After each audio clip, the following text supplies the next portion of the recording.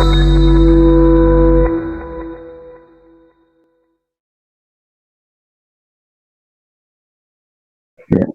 Assalamualaikum warahmatullahi wabarakatuh. Waalaikumsalam Innal warahmatullahi hamdalillah wabarakatuh. nahmaduhu wa nasta'inuhu wa nastaghfiruh wa na'udzu billahi min shururi anfusina wa min sayyiati a'malina may yahdihillahu fala mudhillalah wa may yudlil fala hadiyalah. Asyhadu an la ilaha illallah wa la syarikalah wa asyhadu anna Muhammadan abduhu wa rasuluh. Ya ayyuhalladzina amanu taqullaha haqqa tuqatih wa la tamutunna illa wa antum muslimun. Allahumma alimna ma yanfa'una wa anfa'na bima 'allamtana wa zidna ilma wa aslih lana sanana kullah wa la takilna ila anfusina tarfata 'ain Rabbi zidna ilma warzuqna fahma. Pada ustaz dan ustazah, para peserta talent scam Ramadan yang diadakan oleh Himatul Ummah, ayah bunda semuanya, rahimani wa rahimakumullah. Kesempatan kali ini kita akan belajar bersama tentang zakat, ya, yang dalam hal ini terkhusus terkait dengan tafsir zakat yang sering dikenal dengan TB40, karena tafsir zakat ini ada 40 zakat atau 40 pilar zakat. Kesempatan kali ini marilah kita bersyukur kepada Allah Subhanahu wa taala atas nikmat yang telah memberikan kepada kita, nikmat sehat, nikmat waktu luang, sehingga kita bisa bermajelis di udara ini melalui media. Semoga Allah Subhanahu wa taala memberikan kemudahan dalam acara kita ini, sehingga Allah memberikan kebermanfaatan yang sebesar-besarnya bagi kita, terutama pendidikan anak ini bisa kita laksanakan dengan sebaik-baiknya. Kesempatan kali ini saya akan membahas tentang zakat, ya, tentang zakat, yaitu nanti intinya adalah pada TB40, ya, intinya adalah pada TB40. Nah, TB40 itu merupakan metode penafsiran zakat yang didasarkan pada 40 sifat mulia manusia, berdasar kepada Al-Quran dan As-Sunnah Nabi Shallallahu Alaihi Wasallam, sehingga TB40 ini banyak sekali mengambil faedah dari hadis-hadis Nabi Shallallahu Alaihi Wasallam, kemudian kisah-kisah para sahabat, bagaimana teladan-teladan yang bisa kita ambil dari beliau Shallallahu Alaihi Wasallam dan para sahabat radhiyallahu anhum serta para ulama salaf rahimahumullah. Dan ini adalah sebuah upaya yang kita usahakan bagaimana kita mengembalikan pendidikan Islam, pendidikan anak-anak kita, semampu kita kembalikan kepada metode yang telah dicontohkan oleh Nabi Shallallahu Alaihi Wasallam.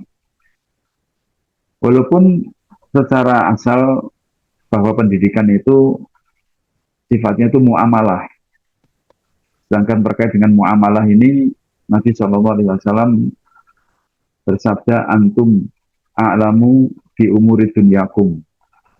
Kalian lebih tahu urusan dunia kalian. Namun demikian, Islam itu adalah agama yang sempurna.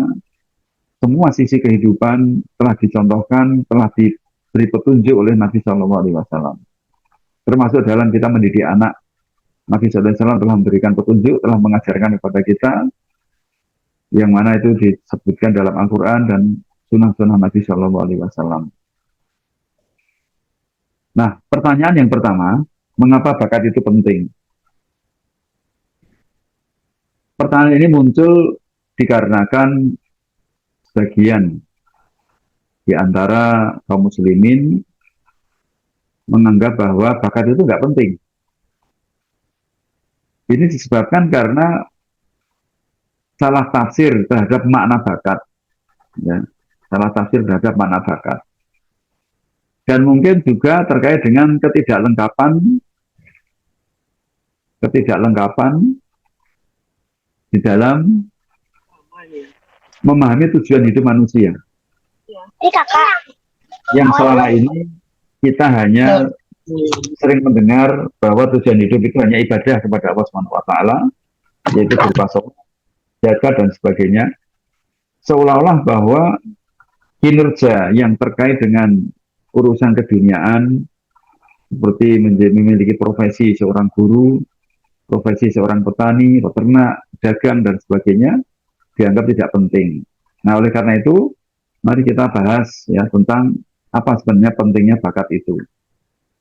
Yaitu ini terkait dengan tujuan Allah menciptakan manusia. Dan ini juga merupakan tujuan hidup manusia. Allah Subhanahu wa taala berfirman, "Wa ma khalaqul jinna wal insa illa liya'budun." Tidaklah aku ciptakan jin dan manusia melainkan hanya untuk beribadah kepada Aku saja. Ibadah ini adalah merupakan tujuan hidup kita, ini yang paling utama. Namun di sisi lain Allah Subhanahu wa taala juga berfirman memberikan amanah kepada manusia yaitu menjadi khalifah.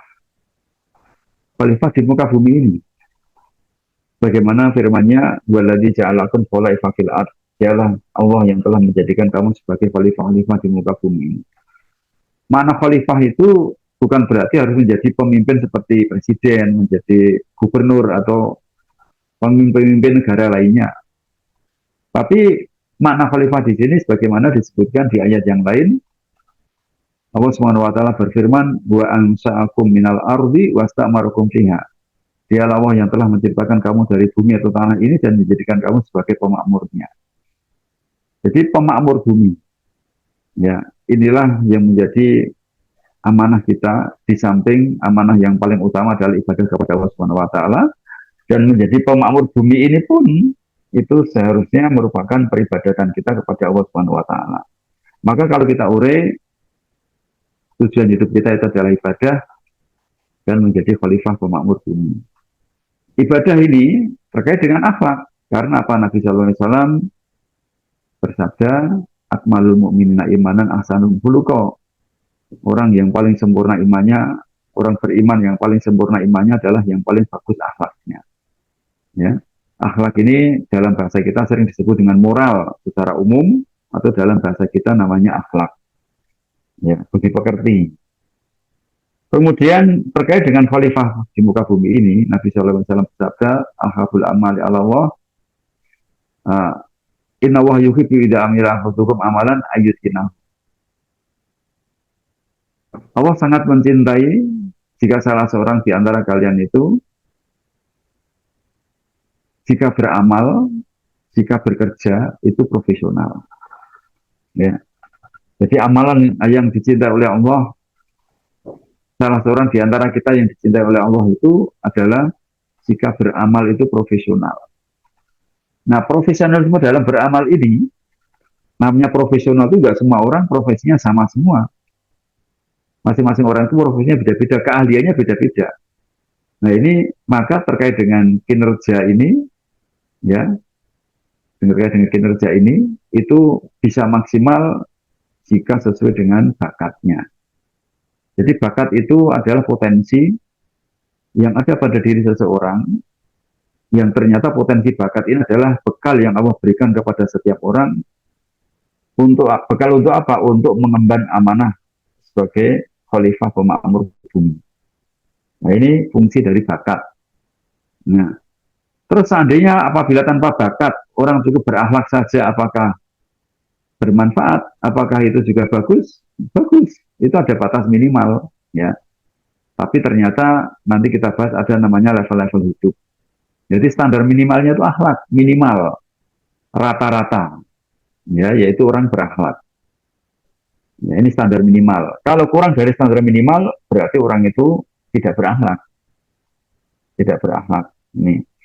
Nah, yang lebih dari ini itu namanya bakat. Ya. Jadi berakhlak itu sering disebut menjadi soleh, sedangkan orang yang berbakat itu disebut dengan muslih. Soleh itu namanya baik, ya, solaha. Kemudian muslih itu dari kata asolaha, memperbaiki mananya. Jadi bakat itu merupakan bekal seseorang untuk bisa memperbaiki umat ini, memberikan kebermanfaatan bagi umat ini. Itu dari bakat ini. Ahli ilmu mengatakan muslimun wahidun ahabu ilallahi min alafi solihin. Satu orang muslih, yaitu lebih Allah cintai daripada ribuan orang soleh. Li'anal muslihah yang mau bi umatan, karena orang muslih itu melalui dirinya Allah itu menjaga umat ini, karena orang itu memperbaiki. Wasolihu yang tafi bihima yatinasih, dan orang soleh itu hanya menjaga dirinya sendiri. Nah maka harapan kita nggak ingin setiap hari kita itu nggak ingin hanya standar rata-rata.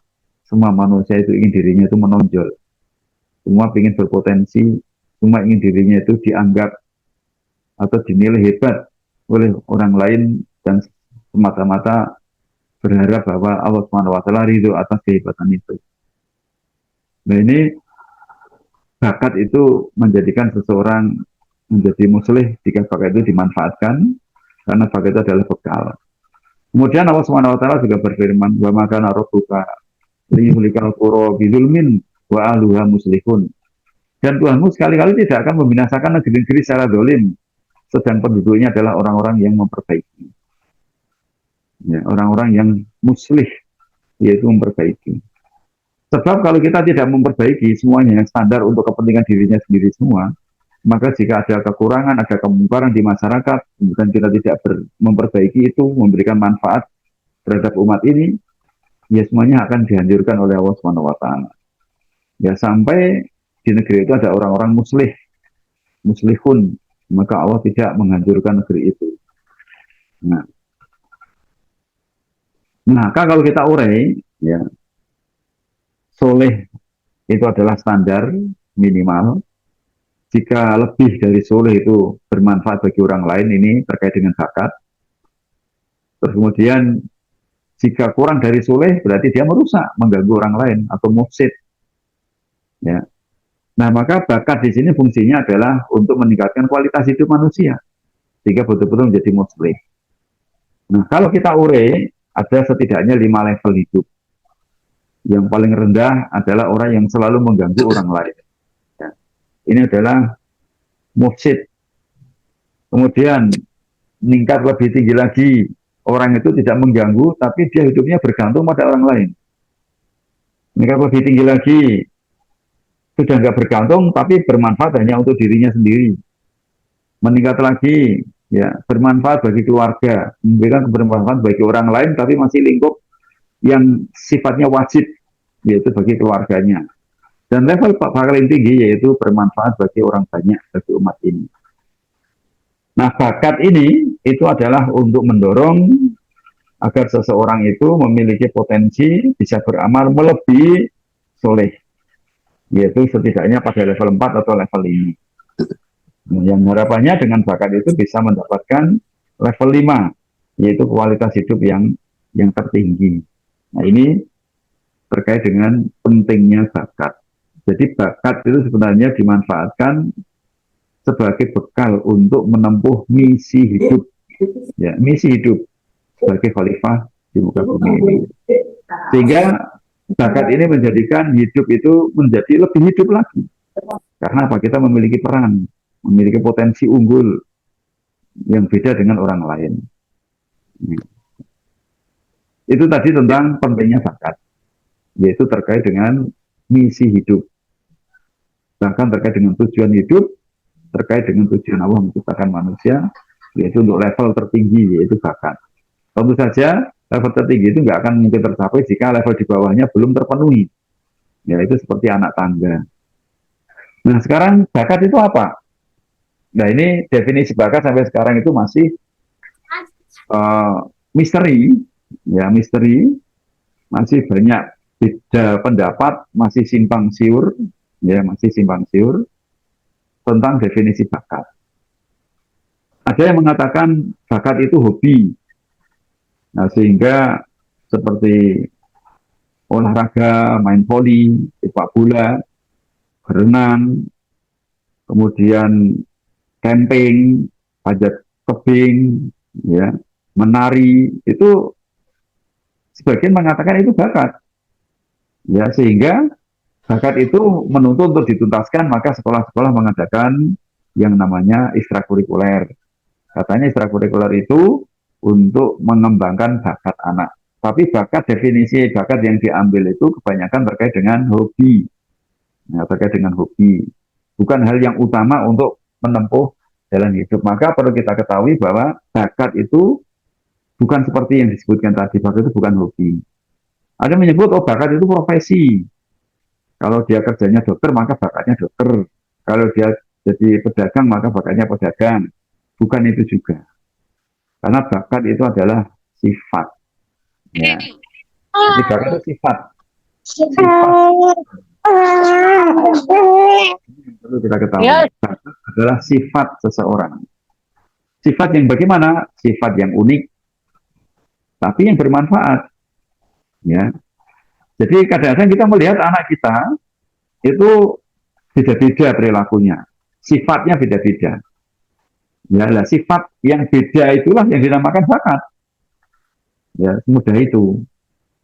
Jadi sifat anak kita yang menonjol, yang menjadikan dia beda dengan orang lain, unik, ya, itulah bakat.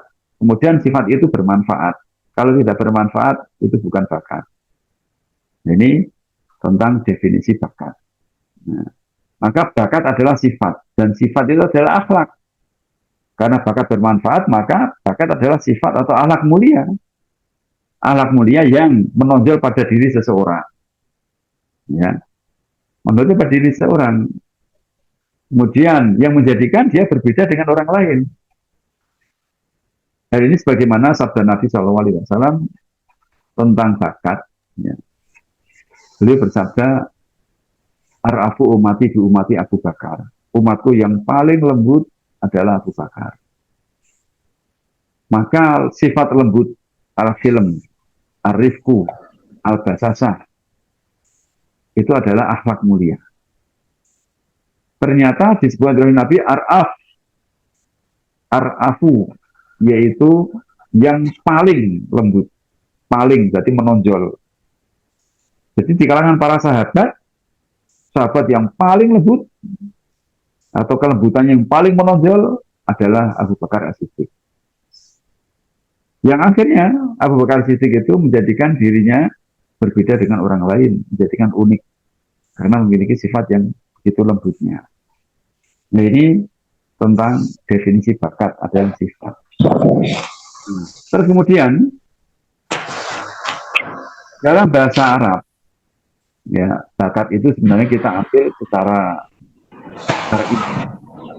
kita ambil dari kata al-mauhibah, kata Ibnu Jauzi. Al-mauhibah. Ya, al-mauhibah itu artinya adalah merupakan sifat khusus karena setiap manusia dikaruniai sifat unggul yang sama. Ini al-mauhibah.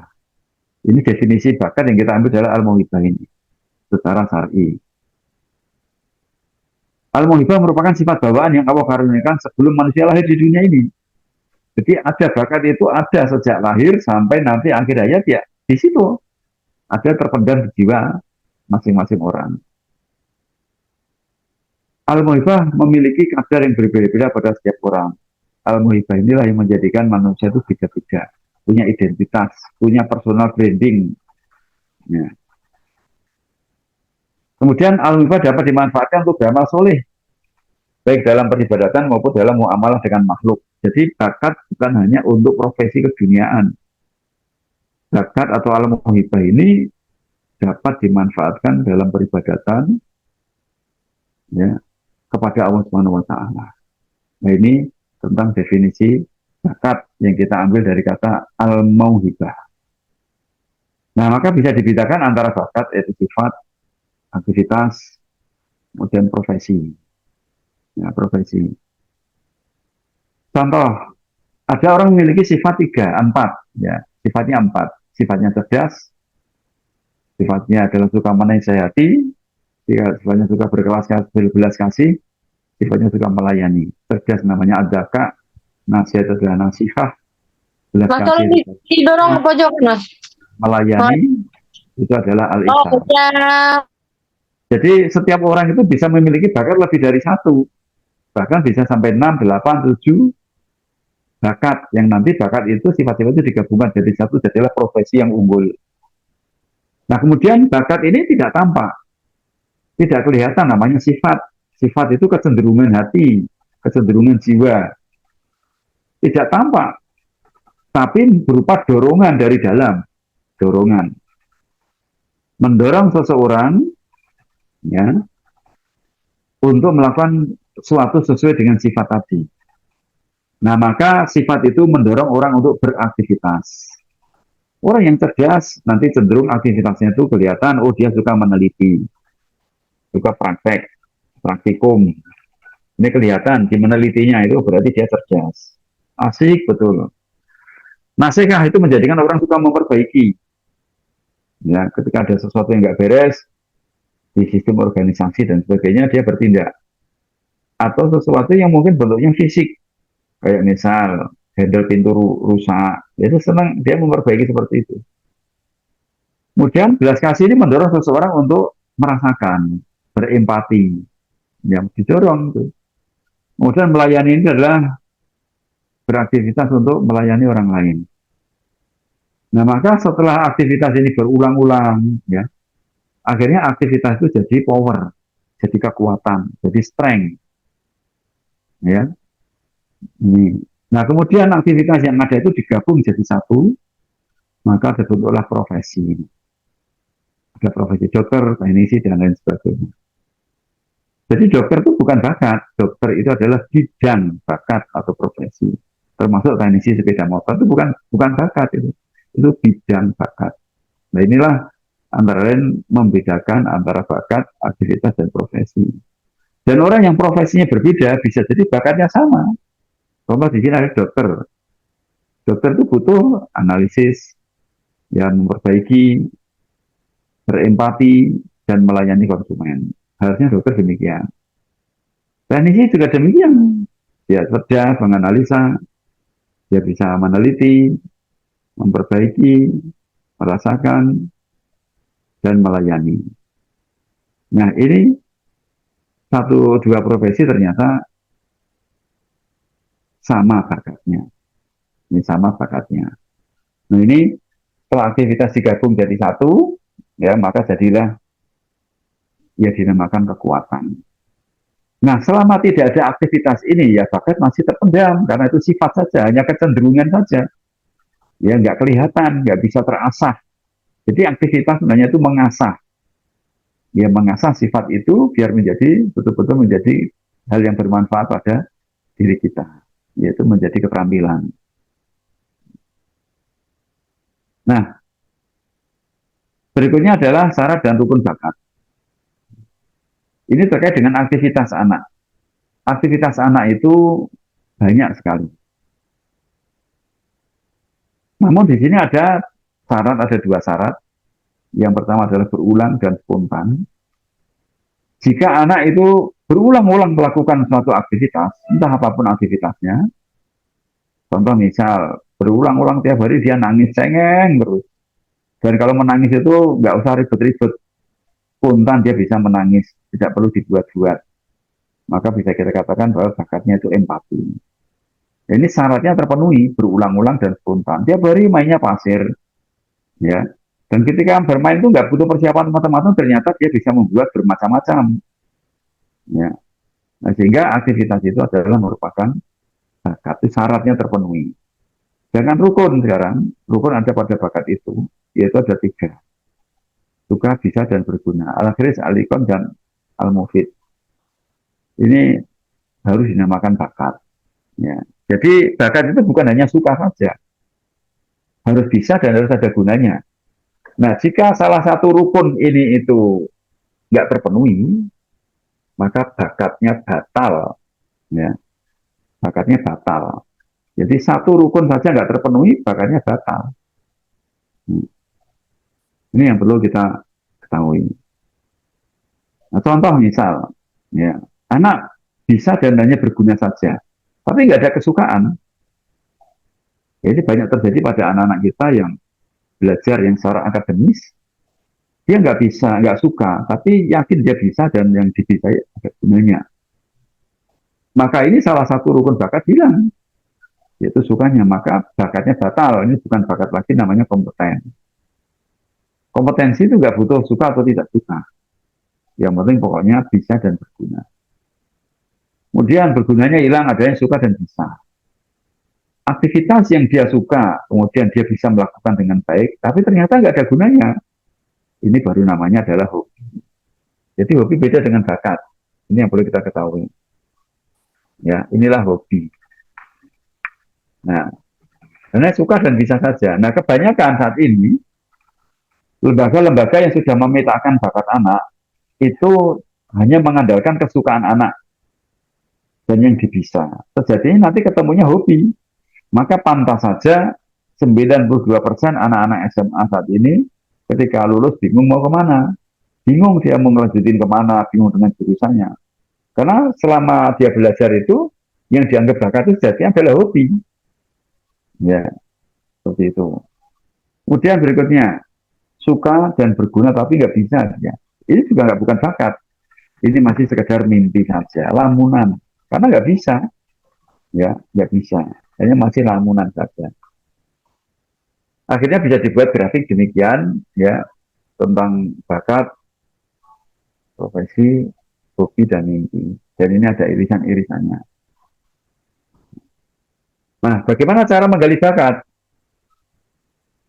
Cara menggali bakat, perlu kita ketahui bahwa bakat itu sifat, dan sifat itu tidak dapat dilihat. Ya, yang dapat dilihat itu aktivitas. Aktivitas yang didorong oleh sifat tersebut. Maka adanya talent scam ini, itu sebenarnya adalah upaya kita untuk menjadikan anak mau beraktivitas. Yang nanti dalam aktivitas itu diharapkan akan tampak bakat-bakatnya. Ya, akan tampak bakat-bakatnya setelah mereka beraktivitas.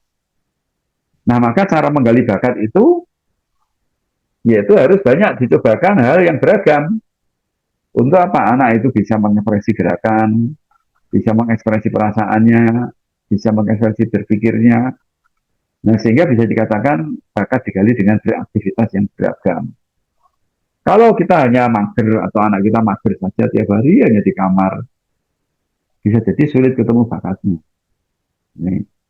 Ini cara menggali bakat. Nah, kemudian cara menggali bakat anak sekarang. Tadi terpenuhi rukun suka, bisa, dan berguna. Tapi ternyata untuk anak-anak itu beda-beda. Untuk usia 0 sampai 7 tahun, itu yang dilihat hanya sukanya saja. 0 sampai 7 tahun. Tapi sayangnya, di tingkat SMA ini, itu masih pakai, yaitu, apa namanya, kesukaan yang dimilikinya, ya. Terus kemudian, anak-anak juga masih bingung dengan bakatnya, maka kita perlu menggali bakat anak sesuai dengan usianya, yaitu 0 sampai 7 tahun itu suka. 0 sampai 7 tahun itu suka saja. Sukanya apa? Ketika TK bisa dan bergunanya belum terpenuhi. Ya, anak cepat bosan, yang dilakukan itu banyaknya itu malah kerusakan, mecahin gelas, mecahin piring, mecahin apa, berantakin semuanya. 0 sampai 7 tahun. Itu sukanya saja. 7 sampai 10 itu suka dan bisa. Bahkan 10 tahun sampai balik itu suka, bisa, dan berguna. Karena pas 10 tahun sudah penjurusan, maka syaratnya dan pokoknya harus terpenuhi semuanya. Nah, ini metode observasi untuk tingkatan anak. Nah, bakat itu apa saja? Setelah kita tahu tadi definisi bakat, nah bakat itu apa saja? Yaitu ada 3 induk pokok bakat, ya, yaitu cenderung anak itu suka bergerak, berpikir, dan berperasaan. Ini 3 ini semua anak punya, ya, ego tinggi, ego sedang, ego rendah. Kemudian dipilah menjadi 2, maka jadilah 6. Nah, jadi jadilah 6. Nah, 6 ini itu terdiri dari mempengaruhi, itu ego tinggi tapi ketemu orang, kerjasama itu ego sedang ketemu orang, melayani ego rendah ketemu orang. Jadi ini terkait dengan ego tadi yang sebelumnya dijelaskan. Nah, ini. Jadi yang paling atas itu terkait dengan bergerak itu ego tinggi. Ego sedang itu berpikir, ego rendah itu adalah berperasaan. Nah, maka jadi 6 ini. Kerjasama itu ikut sedang, jadi ikut sedang ketemu orang, melayani juga ikut rendah ketemu orang. Tapi yang sebelah kiri, al-muntawi atau introvert, itu adalah ketika sendirian, tapi dia memiliki ego tinggi, maka sukanya lembur, ya keras. Yang warna hijau sebelah kiri, itu individual sedang, ego sedang. Maksudnya, dia egonya sedang tapi sendirian. Maka dia cenderung berpikir. Kemudian berikutnya individual ego rendah. Egonya rendah, dia sendirian, maka tipe-tipe anak yang baper, ya, mudah terbawa perasaan. Ini asuur. Nah, inilah 6 bakat, ya. Yang cara pemetaannya nanti usia tubuh atau 0 sampai 7 tahun itu cukup 2 saja. Karena anak yang baru lahir TK itu egonya masih tinggi sekali. Egonya tinggi sekali itu. Maka yang kita petakan yang atas. Yang bawah-bawah seperti kesabaran, tawaduk itu belum mempan untuk anak TK. Anak TK itu yang muncul hanya keberanian, cemburu, terkait dengan mempengaruhi kerja keras, jadi nggak punya capek gitu. Nah, ini 2 saja yang kita petakan untuk anak TK, yaitu introvert dan extrovert. Kemudian setelah masuk usia SD 7 sampai 10, 4 yang dipetakan. Ya, usia tamyiz 7 sampai 10 tahun. Nah, ini karena apa? Karena anak sudah mulai bernalar. Ya, mulai bernalar. Maka di sini sudah mulai ada berpikir, dan ketika dia cerdas ketemu orang, maka sukanya kerjasama. Nah, ini untuk usia 7 sampai 10 tahun hanya 4 saja. Baru kemudian setelah 10 tahun sampai balik, ini sudah penjurusan. Jadi penjurusan itu usia 10 tahun. 10 tahun. Maka ini semuanya dipetakan lengkap untuk 10 tahun sampai balik. Harapannya balik itu sudah jadi. Ini contoh-contoh jurusan, ya. Terus selanjutnya, dari bakat-bakat induk tadi, itu terurai menjadi 40 bakat. Ya, sebagaimana yang ditunjukkan dalam gambar. Nah, sekarang kita belajar tentang CV40 yang terkait dengan aplikasi, yaitu ada gambar demikian, ini ya. Jadi ini gambar hasil dari pemetaan CV40. Maknanya bagaimana? Jika ada warna merah, itu menunjukkan kekuatan. Ya. Jika ada warna kuning itu kuat.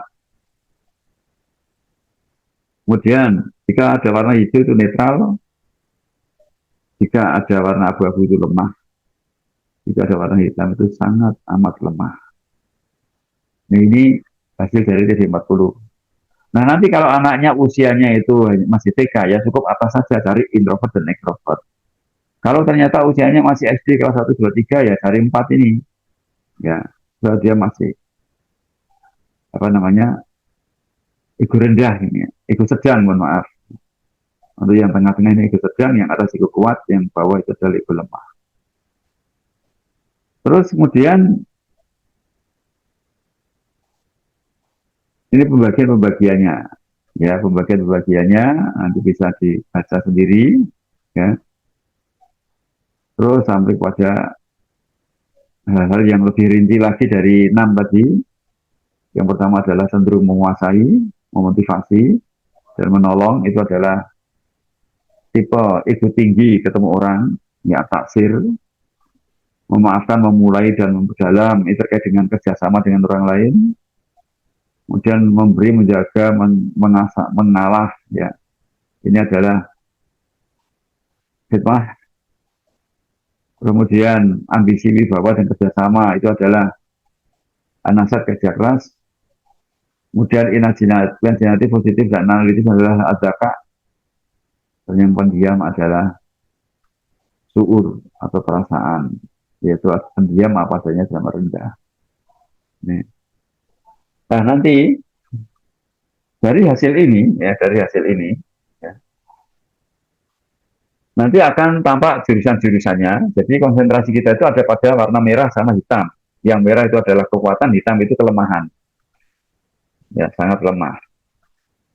Nah, yang perlu diperhatikan yaitu yang pertama, di antara 40 itu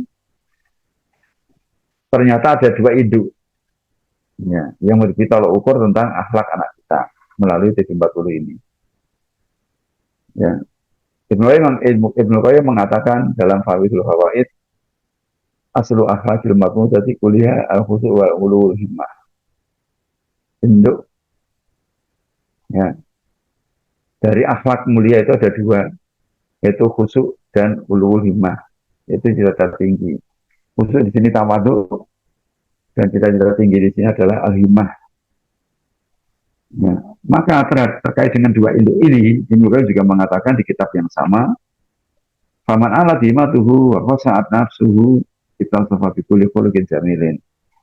Jika seseorang itu tinggi cita-citanya, kemauannya sangat tinggi melambung sekali, ya, dan dia ternyata khusyuk jiwanya, maka kita sofa bikoli khuluqin jamilin.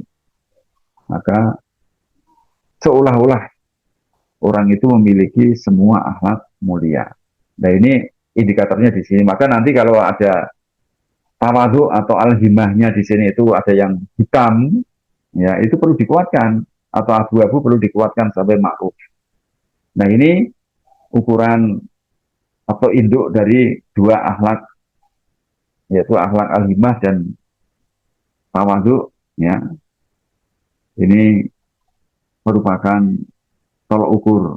Kemudian dari tafsir bakat itu juga nanti akan bisa kita peroleh, yaitu kecenderungan penyimpangan anak. Ya, kecenderungan penyimpangan anak dari bakatnya itu. Kalau bakatnya kuat, itu cenderung berlebihan yang disebut dengan ifrat. Kalau dia ternyata lemah bakatnya, warna hitam atau abu-abu, itu cenderung melalaikan. Itulah jebakan setan itu di situ. Ya.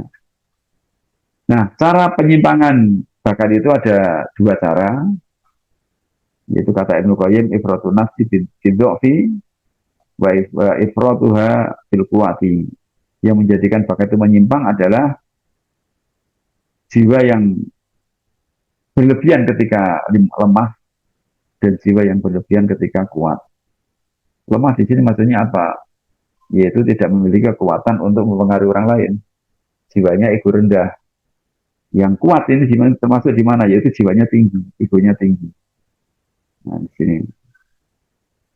Nah, kemudian beliau mengatakan, wa man kana himatuhu wa tawhat nafsuhu itasafat bi kulli khuluqin radilin.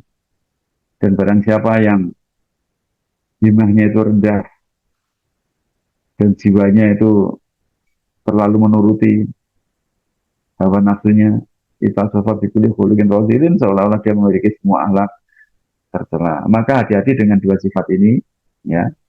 Kalau ada anak kita minder, itu pertanda bahwa dia berlebihan dalam ego rendah.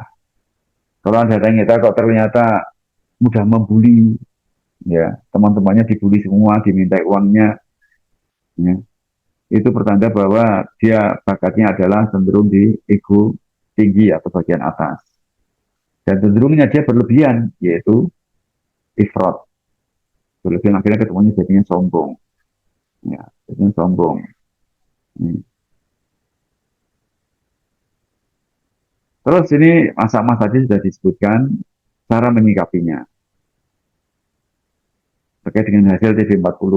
Jika anak kita ternyata kesehariannya egonya tinggi, yang kita anggap sampai menyimpang, misal suka berkelahi dan sebagainya, nggak mau diatur, maka kita egonya pakai ego rendah.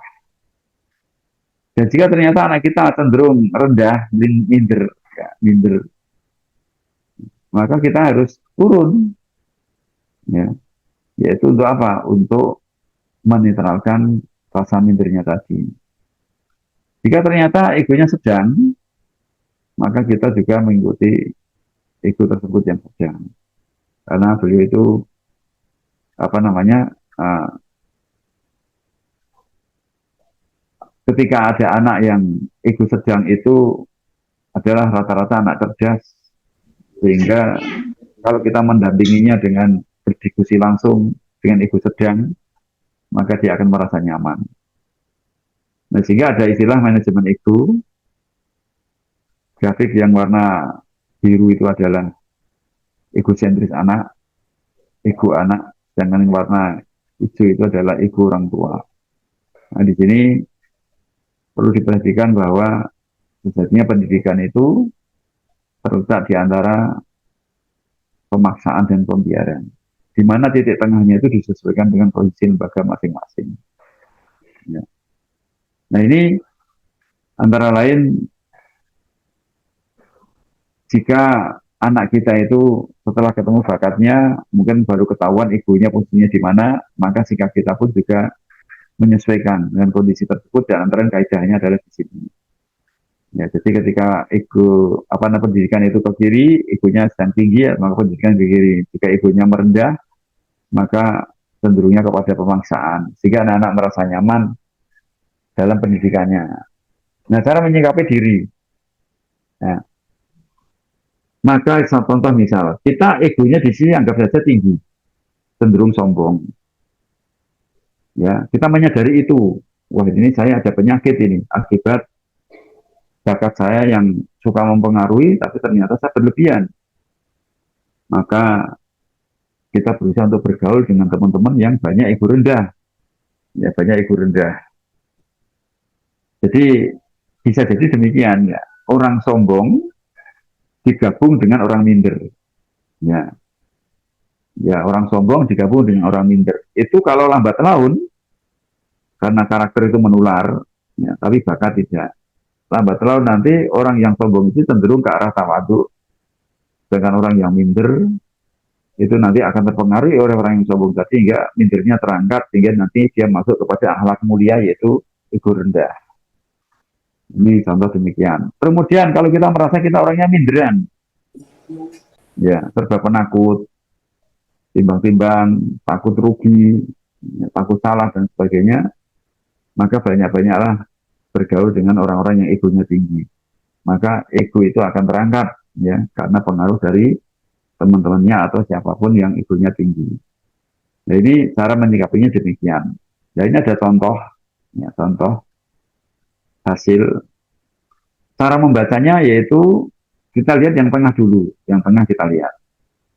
Ternyata di antara tiga, al-hawa yaitu kemauan, al-akal yaitu akal, kemudian al-qalb itu yang paling merah adalah al-qalb. Maka ini adalah kekuatan pada al-qalb. Maka menunjukkan orang ini berperasaan karena hati. Kemudian dilihat yang 6. Ternyata beliau ini yang punya gambar ini itu di sebelah kiri yaitu berperasaan, pemalu dan sebagainya. Tapi di sisi lain dia bakat keduanya adalah punya cita-cita yang tinggi yaitu himmah. Ya, jadi yang himmahnya itu adalah ma'ruf, sedangkan yang bakat adalah yang di bawah yaitu ego rendahnya ini. Itu contoh. Kemudian bertolak belakang dengan yang ini. Kalau yang ini yang paling kuat adalah yang merah ini yaitu aksir mempengaruhi, maka orangnya cenderung lebih tegas. Kalau yang pertama tadi cenderung pendiam. Dan ini dari hasil TV ini akan kelihatan. Ya, ini yaitu berwarna merah. Ini menunjukkan bakatnya paling unggul. Nah, sehingga marilah kita fokus pada kekuatan, ya. Fokus kita asah kekuatan kita, dan kita juga tahu bahwa kita juga memiliki kelemahan. Maka kelemahan itu dikuatkan hingga ma'ruf. Ya, ma'ruf maksudnya gimana? Ya sebatas akal. Ya, ma'ruf. Ma'ruf di sini adalah terkait dengan urf. Ya, uruf masyarakat sekitar sesuai dengan adat kebiasaan masyarakat sekitar itu ma'rufnya di situ. Nah, sedangkan kekuatan itu melebihi dari ma'ruf. Nah, ini fokusnya di sini. Nah, ini yang saya sampaikan ya, sudah hampir jam 10 kurang 4 menit ya, tentang yaitu pertama tadi tentang mengapa bakat itu penting, karena bakat itu adalah bekal untuk mengemban misi hidup yang Allah berikan pada kita. Yang kedua, apa sebenarnya arti bakat atau definisi bakat, sehingga masih banyak salah penafsiran sampai hari ini. Bakat itu sifat. Sifat itu mendorong. Ya. Jadi sifat itu tidak tampak, ya, maka agar tampak itu perlu adanya aktivitas. Maka aktivitas itu adalah metode penggalian bakat, ya, aktivitas. Maka di talent game ini insya Allah nanti banyak aktivitas untuk apa? Mengamati aktivitas sana yang beragam. Ya kadang-kadang kita di rumah itu kurang fasilitas dan sebagainya, entah fasilitas waktu, ya. Kalau fasilitas di alam semesta itu banyak, di alam itu banyak, tapi kadang-kadang kita sibuk mencari nafkah, kurang waktu sehingga anak nggak ketemu bakatnya. Kemudian berikutnya jenis-jenis bakat atau apa saja bakat itu asalnya dari tiga induk, bergerak, berpikir, dan berperasaan, dibagi menjadi 6 akhirnya, introvert dan introvert, al-muntawi atau al-maftuh, sehingga menjadi 6. Yang paling atas kanan itu mempengaruhi, yang paling bawah itu adalah melayani. Yang sebelah kiri yang introvert, ya, atau al-muntawi, itu yang paling atas itu adalah kerja keras, ya, dan yang paling bawah itu minder atau perasaannya lemah di kamar terus. Nah ini itu adalah tentang bakat itu apa saja. Nah kemudian nanti untuk TK, ya, itu cukup yang introvert dan extrovert saja. SD kelas 1, 2, 3 itu 4, yaitu yang 4 atas ke atas. Kemudian setelah dia 10 tahun itu diharapkan semua bakatnya ditemukan. Nah nanti Bapak Ibu Ayah Bunda semuanya diharapkan anak-anak ketika lulus SD itu sudah tahu kira-kira besok itu profesinya apa dan kuliahnya di mana. Harapannya demikian. Sehingga ketika dia belajar itu tidak patah semangat, ya. Dia sangat bersemangat, bersemangat sekali jika yang dipelajari sesuai dengan bakatnya. Itu yang bisa saya sampaikan, ya. Selanjutnya saya serahkan kepada Pak Didi sebagai moderator untuk memfasilitasi barangkali ada ayah bunda yang bertanya. Silakan Ustaz. Baik, terima kasih Ustaz. Jazakumullahu khairan. Baik, ayah, ibu, bapak-bapak semuanya, ibu-ibu semuanya, semoga dengan beberapa pemaparan ini bisa lebih membuka pengetahuan kita tentang bakat anak. Tentunya bapak-bapak dan ibu-ibu ini tidak cukup 1 jam, waktu yang sangat sedikit sebenarnya untuk membahas tema sebesar ini.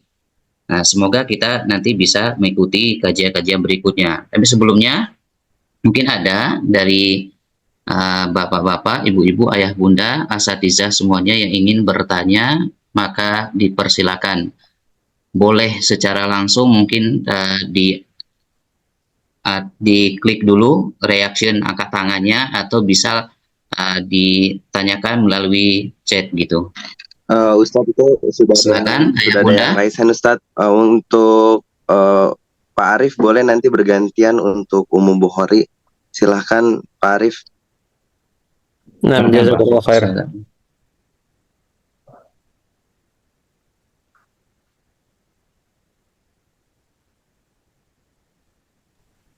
Pak Arif silakan. Ya, jazakallahu khair. Bismillahirrahmanirrahim. Ustaz, tadi yang tentang bagian pendidikan yang ada pemaksaan dan yang tadi panahnya geser-geser itu tadi bisa tolong lebih jelaskan lagi Ustaz? Ya, karena saya juga sekarang udah mulai jadi karena anak sekarang 8 tahun, jadi pendidikannya udah mulai saya paksa gitu. Jadi kayak ini saya paksa untuk dia latihan menulis karena nah ini kan karena kalau saya ada pembiaran kayaknya kok ini ya nggak bisa terbiasa, jadi saya mulai ada pemaksaan gitu. Jadi untuk menurunkan egonya apa begitu atau bagaimana Ustaz? Ya, jadi dalam pendidikan itu terkait dengan pendidikan karakter nabawiyah itu ada fase-fase. Fase 0 sampai 7 tahun itu adalah fase anak sebagai raja. Maka anak TK itu cenderung pembiaran. Ya, ini mungkin saya munculkan slide yang lain saja untuk menjawab ini. Ya, terkait dengan fase-fase perkembangan. Ya, jadi 0 sampai 7 anak jadikan raja. Terus kemudian 7 sampai 10 itu anak itu dibagikan teman, yaitu fase tamyiz. Kemudian murohakoh itu anak itu bagikan tawanan, yaitu 10 tahun lebih. Ini akan saya tunjukkan tentang piramida, ya, piramida. Nah, ini ada fase-fasenya. Ya, ini dibahas insya Allah tuntas di pendidikan karakter nabawiyah. Jadi bakat itu termasuk di antara karakter nabawiyah, ya, karena ada 4 karakter nabawiyah di bakat atau karakternya. Nah, ini ketika 0 sampai 7 tahun, ya, itu fase tufulah, itu seperti raja, tamjiz itu seperti teman, kemudian 10 tahun sampai balik murahaqah itu adalah seperti tawanan, sehingga 10 tahun boleh dipukul. Setelah itu, setelah balik tidak ada pelanggaran syariat lagi. Nah, cuma dalam pendidikan ini itu ada toleransi namanya. Jadi grafik ini itu diambil dari kisah-kisah Nabi Sallallahu Alaihi Wasallam. Ini kita rumuskan jadi piramida seperti ini. Bagaimana Rasulullah itu berinteraksi dengan anak-anak sesuai dengan usianya. Afwan, slide-nya belum berubah, Ustaz. Belum berubah ya? Belum berubah. Ini masih muncul yang tadi pendidikan pemaksa dan pembiaran. Oh, baik. Saya stop dulu aja ini. Ya.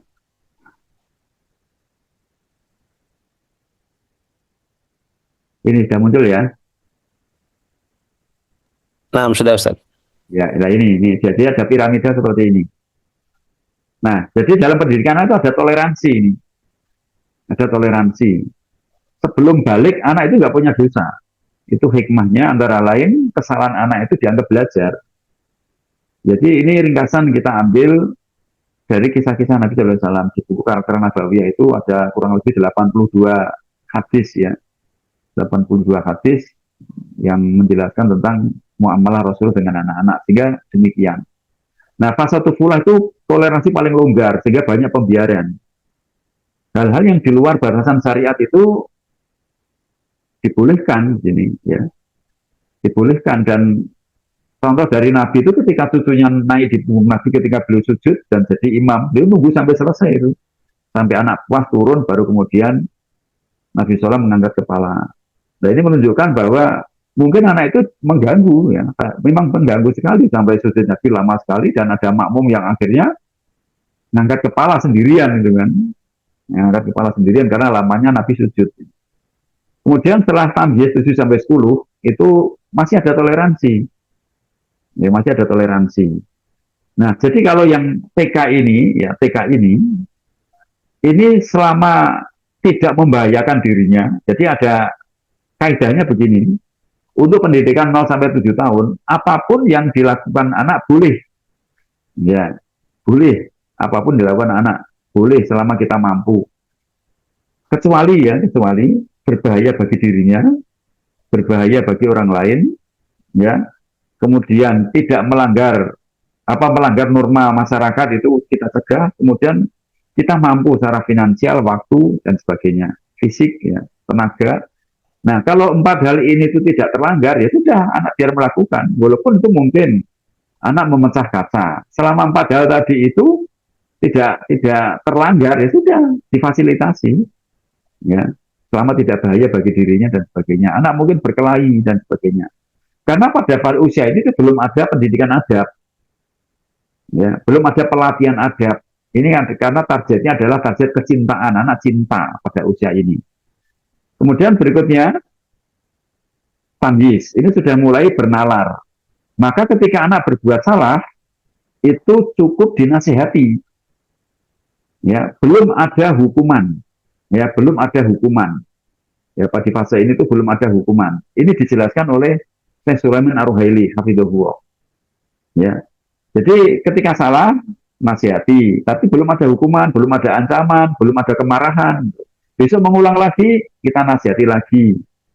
Ya, kita nasihati lagi. Begitu seterusnya. Baru setelah 10 tahun, inilah baru boleh adanya hukuman. Ya, karena toleransinya makin sempit. Tapi fase-fase berikutnya sudah tuntas. Nah, nanti diharapkan setelah dia pemuda, setelah balik, itu sudah nggak ada toleransi lagi. Dia nggak akan melanggar lagi. Karena pelanggaran syariat itu sudah jadi dosa bagi dirinya. Tapi kalau sebelum balik, pena catatan amal itu diangkat, hingga mereka nggak dosa. Nah, ini piramidanya demikian. Nah, terus kemudian bagaimana cara kita memberikan tekanan? Memberikan tekanan kepada anak itu mengikuti usia. Makin tambah usia, makin ditekan. Mengikuti piramida ini. Maka ketika TK itu tekanannya paling longgar. Nah, jika di TK itu ditekan dengan harapan biar tetap nanti menjadi terbiasa, menjadi beradab dan sebagainya, sementara hak-haknya untuk menuntaskan pelanggaran-pelanggaran itu tidak ditunaikan, akhirnya jadilah hutang pengasuhan pada fase berikutnya. Makin ditekan lagi dengan harapan kita sudah menertibkan anak sesuai dengan syariat, tidak boleh ada pelanggaran, maka hutang pengasuhan di berikutnya makin tinggi lagi. Sehingga begitu anak ini masuk SD, ya perilakunya masih seperti anak TK. Karena apa? Hutang pengasuhan ini fase sebelumnya nggak tuntas. Fase sebelumnya nggak tuntas. Harusnya di SD itu dituntaskan lagi. Perlakuannya masih mirip seperti di TK. Karena apa? Membayar hutang kita. Hutang pengasuhan itu yang belum selesai. Nanti di SD kalau ditekan lagi, ya berarti nanti hutang pengasuhan sampai di SMP. Nah, begitu masuk SMP, dia masih seperti anak SD, bahkan seperti anak TK perilakunya. Menang-menang sendiri, nggak mau mengalah, egonya tinggi sekali, malas belajar, nggak mau sholat. Itu kan anak TK semua, dan itu boleh di TK, tapi ternyata di SMP masih begitu.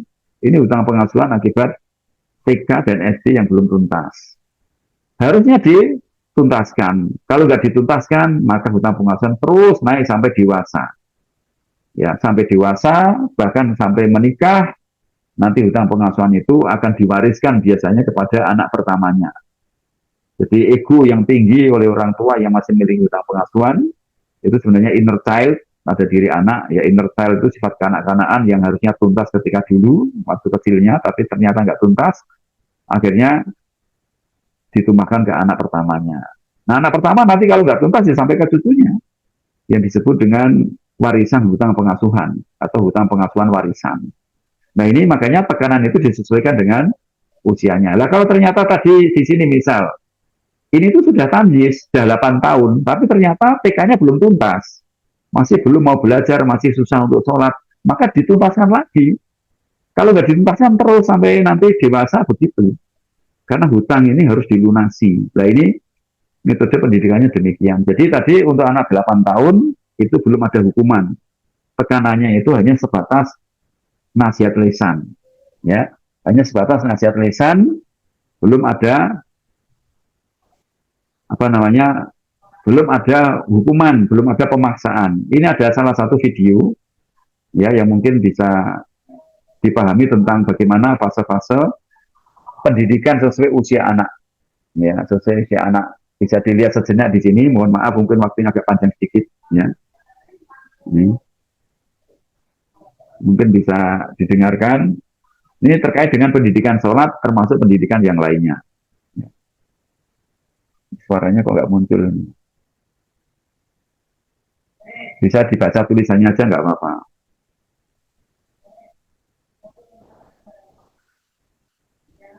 Belum keluar Ustaz videonya Ustaz. Keluar ya? Ya, Afwan, sebentar.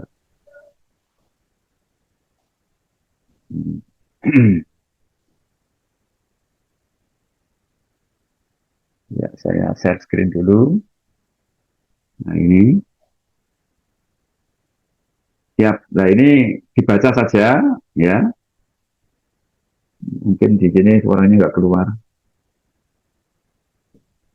Tahapan-tahapan mendidik anak. Dalam ini adalah terkait dengan sholat.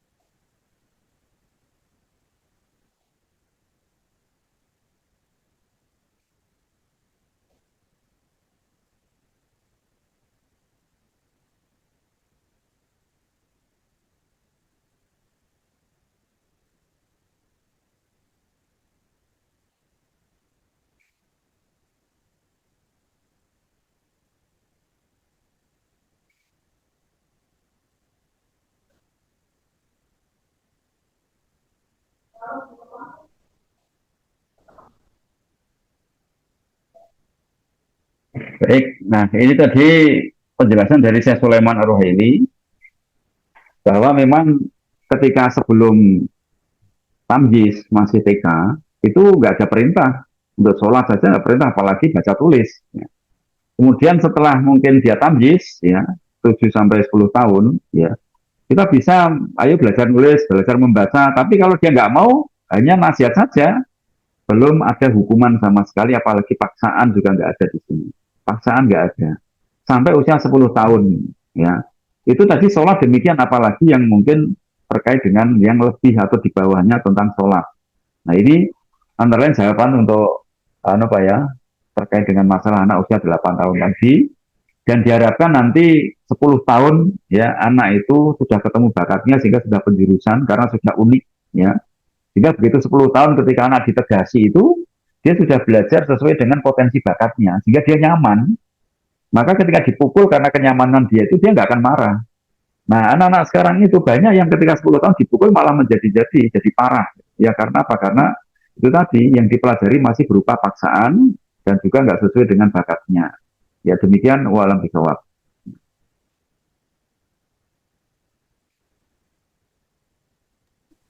Baik, terima kasih Ustadz. Mungkin untuk selanjutnya yang kita baca yang pesan teks Ustadz ya. Ya, Ada ya. Bismillah, izin bertanya Ustadz, menghafal Al-Quran apakah itu merupakan sebuah bakat? Kebetulan anak saya sekolah di dalamnya ada program tahfiz Al-Quran. Hampir 4 tahun, peningkatan hafalan ya kurang signifikan, kata beliau. Dan dalam proses menghafal itu seperti kurang menikmati dan cenderung banyak drama yang negatif gitu. Sementara teman-temannya sudah jauh hafalannya. Karena ini sebuah penentuan saya untuk melanjutkan sekolah pondok. Yang seperti apa untuk bakat anak ini? Agar tidak salah nanti untuk pondoknya. Bagaimana Ustaz? Ya. Ini terkait dengan masalah hafalan Quran. Terkait dengan bakat ini, Nabi SAW juga bersabda di hadis yang tadi awal saya sebutkan bahwa yang paling lembut itu Abu Bakar. Kemudian wa asadwa fi amrillahi Umar, yang paling tegas itu Umar. Wa astagwa khayaan Utsman, yang paling pemalu itu Utsman. Kemudian wa alamu bi halal wa haram itu Mu'adz bin Jabal, yang paling tahu halal dan haram itu adalah Mu'adz bin Jabal. Wa aqra'uha li kitabillahi ta'ala Ubayyun, dan yang paling hafal Al-Qur'an itu Ubay. Jadi semua sahabat itu yang paling di antara semua sahabat yang hafalannya paling bagus itu adalah Ubay bin Ka'ab, itu kata Nabi sallallahu alaihi wasallam. Sementara sahabat-sahabat yang lain itu hafalannya masih di bawah Ubay bin Ka'ab. Ini menunjukkan bahwa ada sahabat yang tidak hafal, ya, ada sahabat yang tidak hafal Quran, ya, tapi ada sahabat yang paling hafal Al-Quran. Tapi perlu kita ketahui, semua sahabat radhiyallahu anhum itu menghafal Quran semuanya. Semua menghafal Quran dengan didasari apa kecintaan. Tapi masalah nanti menjadi hafidh-hafidhoh ternyata nggak semua sahabat bisa. Ya contoh misal dalam sebuah riwayat hadis yang saya baca di kitab Ashabur Rasul karya Syekh Mahmud Al-Misri itu disebutkan bahwa sahabat Umar bin Khattab radhiyallahu anhu dia menghafal surat Al-Baqarah itu 12 tahun. Ya, bayangkan sekali bersahabat Umar bin Khattab yang dijamin masuk surga. Sahabat yang derajatnya nomor 2 setelah Abu Bakar As-Siddiq. Jadi antara semua umat Nabi ini adalah yang mulia setelah Abu Bakar As-Siddiq itu dijamin masuk surga menghafal surat Al-Baqarah itu 12 tahun. Jadi akhirnya bisa kita katakan bahwa menghafal Quran wajib bagi semua anak. Semua wajib menghafal Quran. Tapi untuk menjadi hafidh dan hafidhoh itu terkait dengan bakat. Ya. Maka jika anak sulit untuk menghafal, ya, kemudian jika dipaksa dan sebagainya muncul drama, tantrum dan sebagainya, itu pertanda bahwa anak itu tidak berbakat di bidang menghafal. Tapi sayangnya anak tersebut cinta atau mahabbah terhadap Al-Qur'annya itu hilang atau terluka karena paksaan. Karena apa? Dibandingkan dengan teman yang lain. Ya, padahal dirinya itu bakatnya berbeda dengan teman yang lain, tapi kita membandingkan, menyamakan dengan yang lain. Ya, kenapa kamu nggak bisa sama-sama makan nasi? Ya, sama-sama gurunya juga sama, gitu. Ini kok nggak bisa kamu? Nah, padahal perlu kita ketahui bahwa setiap anak itu unik. Nah ini, jadi sekali lagi, setiap anak harus menghafal Al-Quran, tapi untuk menjadi hafidh-hafidh itu terkait dengan bakat. Nah, bagaimana agar anak bisa menghafal Quran? Yaitu tumbuhkan kecintaannya. Nah, kecintaan itu adalah targetnya tadi sebenarnya 0 sampai 7 tahun tadi. 0 sampai 7 tahun dengan metode yang banyak dibiarkan tadi dengan catatan 4 itu tidak terlanggar. Tujuannya apa? Biar anak itu merasa, oh ternyata masjid itu indah, Al-Quran itu menyenangkan sekali. Ternyata saya bisa puas bermain dengan Al-Quran, dengan diceritani apa dong, apa namanya, kisah dari ayah ibu saya, dari guru saya. Nah, jadi untuk menumbuhkan cinta itu menuntaskan tadi egosentris anak, ya, sensitivitas hatinya kita jaga, imajinnya kita tumbuhkan. Gitu. Nah, itu masa emasnya sebenarnya di TK itu mahabbah. Nah, nanti kalau ternyata anak mungkin sudah kelas 6 mungkin, tapi mahabbahnya belum tumbuh, maka metodenya diulang kembali. Metode penumbuhan mahabbah itu tidak dengan pengajaran. Jadi cinta itu tidak bisa diajarkan, tapi cinta itu hanya bisa ditularkan. Bahkan penularannya kadang nggak sengaja. Dengan cara apa menumbuhkan mahabbah itu? Yaitu dengan kita menyayangi anak dengan sepenuhnya. Kalau kita menyayangi anak dengan sepenuhnya, ya maka anak akan merasa kagum sama kita, akhirnya akan mencintai kita.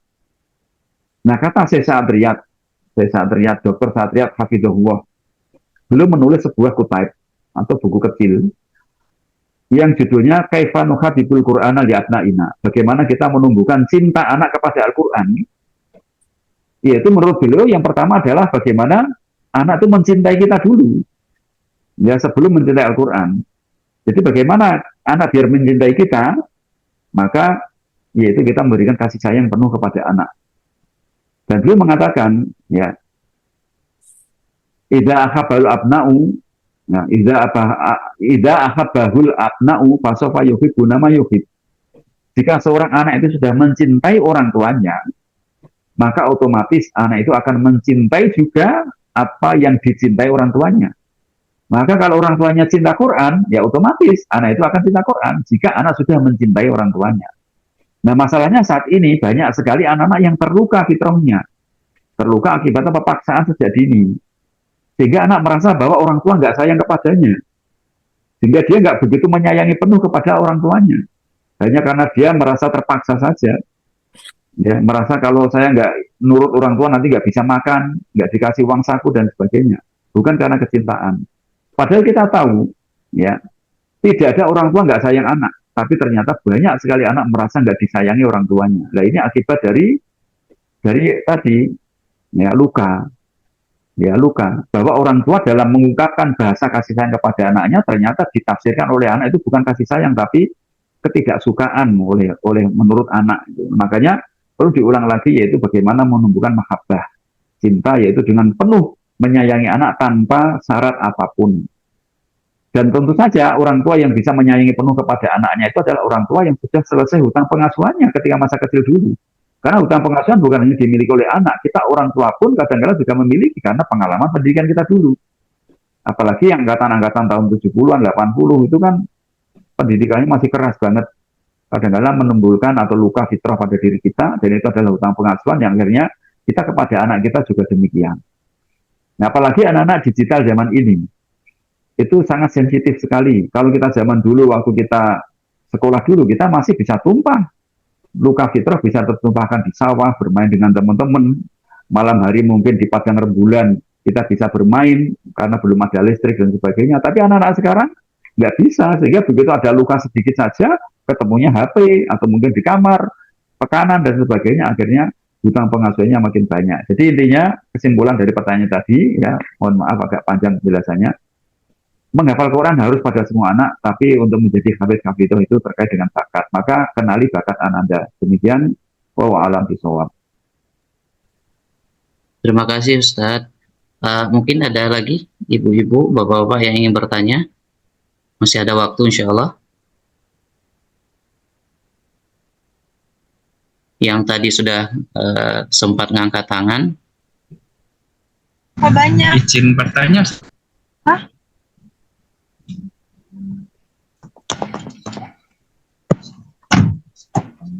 Silakan, Pak. Oke. Silakan, Bismillah. Pak. Oke. Bismillah. Assalamualaikum warahmatullahi wabarakatuh. Assalamualaikum. Perkenalkan, nama anak Angga. Apa Ustaz mau tanya nih?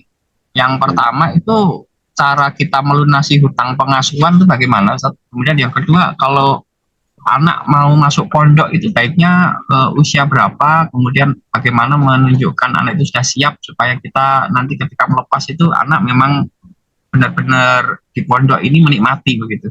Jazakumullah khair. Assalamualaikum. Jadi ini utang pengasuhan untuk diri kita apa untuk anak-anak? Dua-duanya, Ustaz. Kita mau melunasi utang pengasuhan kita mengasuhnya, anak-anak juga harapannya juga terlunasin gitu, Ustaz. Baik, ya, baik.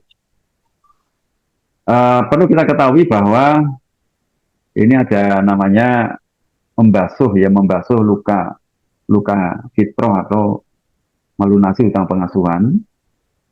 Yang perlu kita ketahui untuk anak-anak sekarang, misal usianya sudah terlanjur SMP misal, atau mungkin sudah kelas 6 atau kelas 5. Yang harusnya mahabbah atau cinta belajar, cinta ibadah, cinta menghafal Quran, itu harusnya kan tumbuhnya di TK itu. Mahabbah itu di TK, walaupun mereka mungkin belum menghafal, tapi mahabbah itu tumbuh di TK. Ternyata kelas 5 belum tumbuh. Maka caranya di recovery, yaitu diulang kembali, di recover. Jadi diulang kembali metodenya. Antara lain misal sudah terlanjur kelas 5, anak dipaksa-paksa tetap malah jadi tambah parah. Gitu kan. Tambah ada drama dan sebagainya. Kita bingung. Akhirnya kalau anak nggak diawasi, pasti akan kabur, pasti akan menyimpang dan sebagainya. Akhirnya yang kita lakukan pengetatan. Ya, pengetatan. Akhirnya anak di kandang maksudnya itu dipagari di sekolah, di rumah juga betul-betul dijaga, ya. Padahal Nabi Sallallahu Alaihi Wasallam itu ketika mendidik Anas bin Malik, ya, Anas bin Malik itu bercerita begini, sungguh aku itu hidup bersama Rasulullah itu hampir 10 tahun, tidak pernah, ya, Rasulullah itu mengomentari saya, ya, mengomentari saya. Kenapa kamu kok nggak melakukan ini, Anas? Kenapa kamu kok melakukan ini? Kenapa, Anas? Nggak pernah. Bahkan pernah suatu ketika Anas bin Malik itu ketika disuruh oleh Rasulullah, ini di hadis yang dilewati oleh Anas, beliau berpikiran begini, kalau bahasa kita laksanakan nggak ya, laksanakan nggak ya. Dia untuk melaksanakan saja itu setengah-setengah itu, padahal yang memerintah Rasulullah. Ya, karena Pak Anas tahu bahwa Rasulullah nggak bakalan marah kalau dia nggak melaksanakan. Akhirnya dia berangkat dengan setengah hati, itu kan. Ternyata sampai di pasar dia berhenti melihat teman-temannya bermain. Rasulullah menunggu-nunggu, ini anak-anak kok nggak datang-datang, itu kemana? Ternyata dicari oleh Rasulullah, ketemu di pasar. Dari belakang, ya, dari belakang Rasulullah memegang apa tengkuk-tengkuk lehernya Anas sambil manggil Unais, ya Unais. Hei Anasku sayang, sudah kamu laksanakan? Baru Anas pergi. Baik Rasulullah, aku laksanakan. Nah ini itu Rasulullah seperti itu. Jadi betul-betul tidak ada zaman Rasulullah itu pengekangan seperti itu. Karena apa? Ketika mendidik anak-anak, mahabbah itu sudah cinta, sudah tumbuh semua pada anak-anak. Sehingga beberapa anak, ya, ketika Rasulullah menyiapkan pasukan perang untuk berjihad, mereka pada datang kepada Nabi bukan untuk nonton, tapi daftar. Wahai Rasulullah, izinkan aku untuk ikut perang. Karena apa? Mahabbahnya yang luar biasa. Jangankan hanya sholat subuh, menghafal dan sebagainya, bahkan nyawa pun mereka rela untuk dikorbankan karena cinta. Nah ini yang sering sekali menjadi permasalahan kita di pendidikan kita secara umum, ya, pendidikan Islam atau pendidikan umum, itu masalah yang sering terjadi pada anak itu mahabbah, rasa cinta, yang harusnya tumbuh di TK, itu ternyata tidak pada tumbuh. Dan bahkan ketika anak-anak di pondok, ya, ini saya lanjutkan pertanyaan yang kedua, ya, jadi anak-anak di pondok ini ternyata tidak semuanya ketika mereka lulus itu malah menjadi lebih baik. Sebagian di antara mereka juga malah menjadi lebih parah. Bisa kita katakan begini, kita mendidik anak-anak di pondok itu untuk cinta Quran, tapi setelah lulus dari pondok, ternyata mereka malah nggak suka menghafal Quran, nggak suka baca Quran. Ya, di pondok mau baca Quran karena apa? Tekanan. Nah, setelah tekanan itu hilang, mereka nggak baca lagi. Nah, kenapa? Karena di dalam kita mendidik mereka itu tidak didasari mahabbah pada diri anak. Mahabbah belum tumbuh sudah langsung kita paksa. Nah, maka untuk pertanyaan kedua tadi, di usia berapa? Ya, usia berapa anak itu mondok? Kalau kita kembali ke para salaf dahulu, yaitu mondok itu atau mulazamah pergi ke ahli ilmu untuk belajar ilmu itu setelah balik. Karena sebelum balik itu anak-anak itu pendidikannya adalah tanggung jawab orang tua. Nanti yang ditanya orang tua. Nah, setelah balik itu sudah laki-laki yang sudah balik itu sudah bukan nafkahnya bukan tanggungan orang ayahnya lagi, sudah. Maka dia nanti harus mandiri mencari nafkah sendiri, maka dia baru keluar untuk mondok mulazamah. Jadi idealnya mondok itu setelah balik. Ya, setelah balik, karena secara syariat anak laki-laki yang sudah balik itu orang tua sudah tidak berkewajiban memberi nafkah sebenarnya. Adapun orang tua ketika masih memberi itu bukan nafkah, tapi sebenarnya itu adalah sedekah. Nah, ini ketika mondok. Nah, jadi kembali lagi, kalau anak sudah terlanjur mondok ternyata mahabbahnya belum tumbuh, diulang kembali. Hutang pengasuhannya itu dilunasi kembali dengan cara apa? Perhatikan di antara 3 hal. Yaitu dalam menangani masalah anak ini ada 3 cara. Ya, ini dalam melunasi hutang pengasuhan itu ada 3 cara. Yaitu yang pertama dengan ketegasan, yang kedua adalah dengan nasihat lisan, yang ketiga adalah dengan hati. Bagaimana sabda Nabi sallallahu alaihi wasallam, "Man ra'a minkum mungkaron falyughayyirhu biyadihi. Faman lam yastati fa bilisanihi, faman lam yastati fa biqalbihi. Wa dzalika ataful iman." Jika kalian melihat kemungkaran, mungkin kemungkaran pada anak kita, ya pada anak kita, bahwa dia harusnya belajar kok nggak belajar, harusnya menghafal Quran kok nggak menghafal, maka cegahlah kemungkaran itu dengan yang pertama, dengan tanganmu, yaitu ketegasan, pemaksaan, ancaman, hukuman. Yang kedua, jika nggak mampu ternyata anak itu dikasih hukuman nggak mempan, ya dihukum berkali-kali nggak jera-jera, maka dengan nasihat lisan. Nasihat sudah nggak mempan lagi, maka dengan hati. Ya. Nah, kalau dengan lisan dan dengan hukuman, dengan ketegasan, kita sudah kenyang banget, kenyang sekali. Bahkan tindakan kita hanya 2 itu. Masalah anak, nasihati, biasakan, hukum, biasakan, hukum, biasakan, hukum. Ya, nasihati lagi, begitu seterusnya. Nanti ada poin-poin, setelah poinnya banyak sekali, nanti kemudian ada surat peringatan, ya SP 1, 2, sampai SP 3 dikeluarkan, begitu saja. Padahal ada 1 hal yang belum kita lakukan. Kalau dengan nasihat lisan nggak mempan, dengan ketegasan nggak mempan, berarti dengan 1 cara, yaitu hati. Ya, ini yang sering lewat pada pendidikan kita, yaitu dengan hati. Ya, jadi jelas petunjuk Nabi itu 3 cara menangani masalah. Ya, ketegasan, lisan, dan hati. Lisan, ketegasan sudah kita lakukan nggak mempan, berarti tinggal 1 hati. Cuma perlu diingat bahwa bahasa hati itu nggak bisa dilogika. Bahasa itu adalah bahasa cinta. Ya, bahasa hati nggak bisa dinalar, bahasa hati itu nggak bisa diajarkan, tapi hanya bisa menular, dan kadang menularnya juga nggak sengaja. Ya, kemudian bahasa hati itu adalah nggak bisa akal itu nggak bisa mengalahkan hati. Jadi kalau anak permasalahannya mahabbah, kita nggak bisa mendidiknya dengan lisan, itu dengan akal. Tapi justru akal itulah dikalahkan oleh hati, ya, dikalahkan oleh cinta. Nah ini, contoh salaf, ya ulama salaf yang menggunakan bahasa hati, yaitu Imam Ahmad bin Hanbal. Kita paham, ya, kita pernah mendengar tentang majelisnya Imam Ahmad bin Hanbal. Itu disebutkan di Syiar Alamun Nubala. Yang hadir itu 5.000 orang. Jadi di majelis Imam Ahmad, majelis ilmunya Imam Ahmad itu yang hadir 5.000 orang. Yang mencatat ilmu yang disampaikan Imam Ahmad cuma 500. Yang 4.500 ngapain mereka datang? Ternyata mereka itu datang belajar adab, belajar mahabbah, ya belajar akhlak. Gitu. Dan mereka nggak mencatat. Ya mungkin di situ hanya bengong, mungkin ada yang ngobrol, ya, ada mungkin yang makan saja. 4.500 orang. Dan kita tahu Imam Ahmad pada saat itu tidak mengajarkan adab, tidak sengaja mengajarkan adab, mengajarkan akhlak.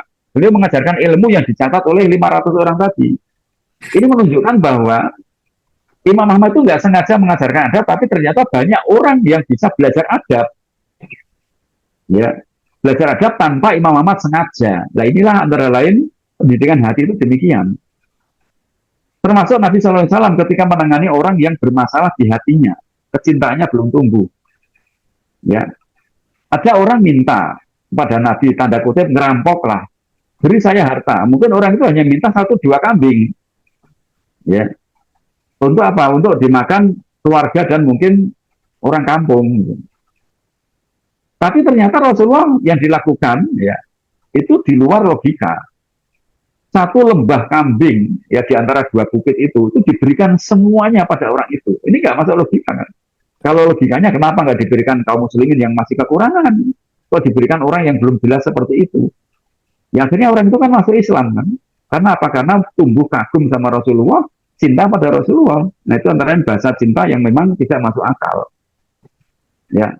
Kemudian masih banyak contoh yang lain. Sumamah bin Utsal ingin membunuh Nabi, telah membunuh banyak sahabat. Setelah ketangkap, dilayani dengan baik, ya, disambut dengan baik seperti sahabat, gitu. Ya, dimuliakan. Setelah itu, Sumamah yang ngelunjak, malah hari ketiga dibebaskan, nggak masuk logika. Akhirnya Sumamah tumbuh cinta, masuk Islam. Dan saya juga punya pengalaman, ya, tentang terkait dengan bahasa hati, ketika menangani anak mogok mondok. Nah, saya coba praktekkan, saya yakin apa yang Rasulullah lakukan itu benar. Ya, memang kita semua harus meyakini itu. Saya ingin mencoba bagaimana bahasa hati nggak masuk akal. Yaitu ada anak mogok mondok. Keluarganya menyampaikan anak ini nggak mau mondok lagi. Padahal nanti 2 pekan lagi, anak itu harus berangkat mondok lagi. Tapi dia mengatakan nggak mau kembali ke pondok. Maka saya mengambil kesimpulan dengan bahasa hati tadi, nggak ingin masuk logika.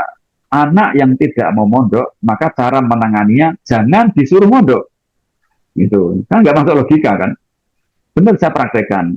Ya, ketika datang, saya mengatakan pada anak itu, kenapa kamu harus mondok? Kamu harusnya nggak mondok.